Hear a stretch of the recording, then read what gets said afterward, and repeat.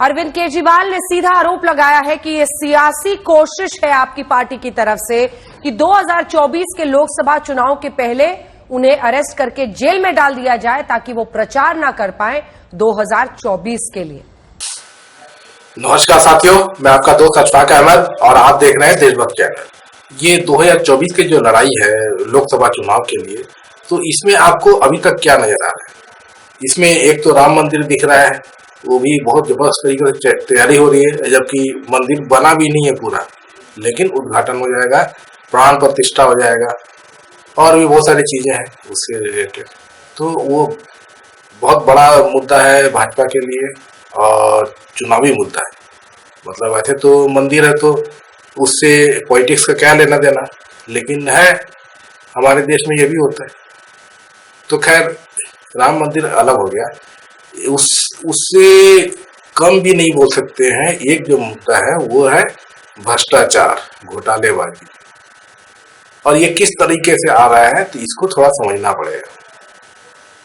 क्या है कि जो सरकार होती है तो उसके हाथ में पूरा कंट्रोल होता है, तो वो किसी पे जांच कराना चाहे नहीं कराना चाहे उसके हाथ में होता है।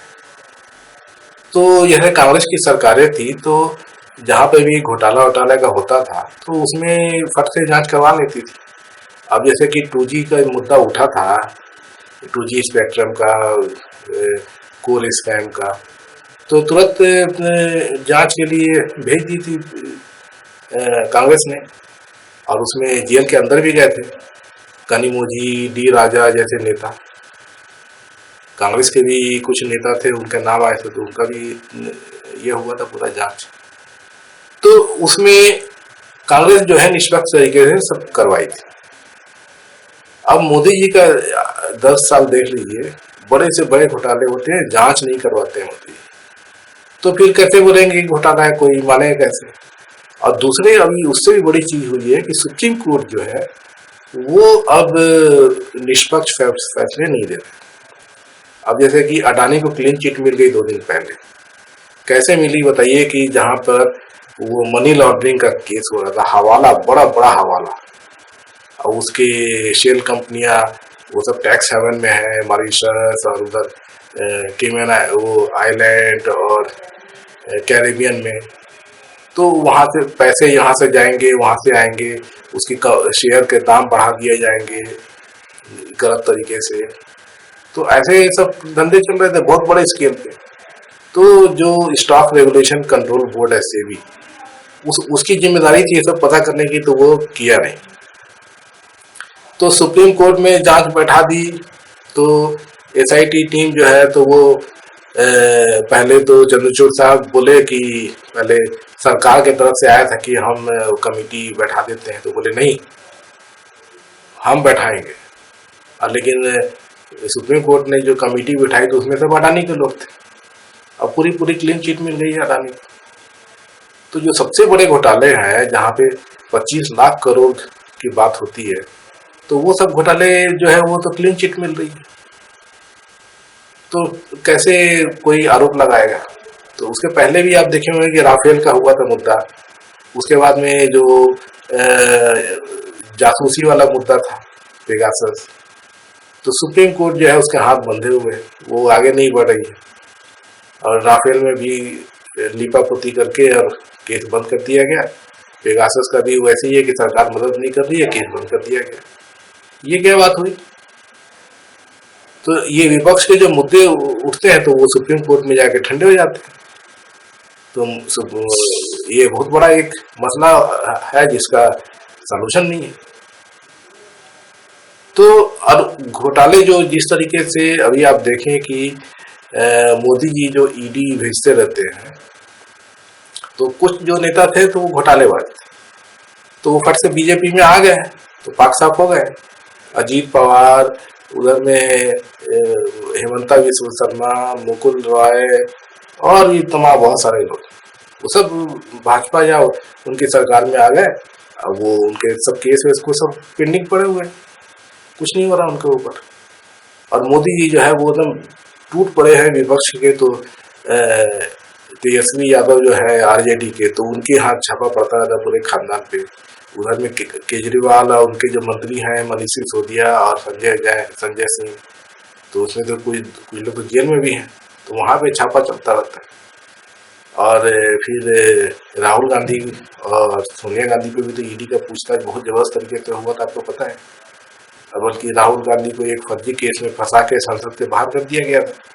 वो जो सूरत का जो केस था कि राहुल गांधी ने 2019 के चुनाव में मोदी सरनेम को बदनाम किया था, इस तरीके का फर्जी केस। तो सुप्रीम कोर्ट ने राहत जरूर दे दी, लेकिन हर तरह से कोशिश जारी है। तो ये जो भ्रष्टाचार का घोटालेबाज का जो किस्सा है, तो मोदी जी जो है वो एक नैरेटिव बना के कर रहे हैं कि विपक्ष जो है पूरा घोटालेबाज। ईडी की जितनी भी जांच होती है पूरी जो होती है विपक्ष पे होती है। तो भाई भाजपा वाले पाक साफ है, दूध के धुले हुए हैं क्या? नेता लोग तो घोटालेबाज होते ही हैं। तो ऐसा कैसे हो सकता है कि भाजपा पाक साफ है? हकीकत यह है कि भाजपा में जितने भी है सब दागदार लोग ज्यादा है।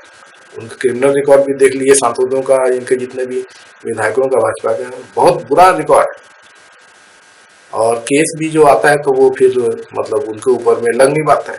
मोदी ये लगने नहीं देते। तो ये एक बड़ा नैरेटिव मोदी चला रहे हैं कि जो विपक्ष है वो भ्रष्टाचार में लिप्त है, वो सब भ्रष्टाचारी लोग हैं, और दिखाते रहते हैं कि यहाँ से इसके ऊपर छापा पड़ रहा है, उसके ऊपर छापा पड़ रहा है, यहाँ से पैसे निकल रहे हैं।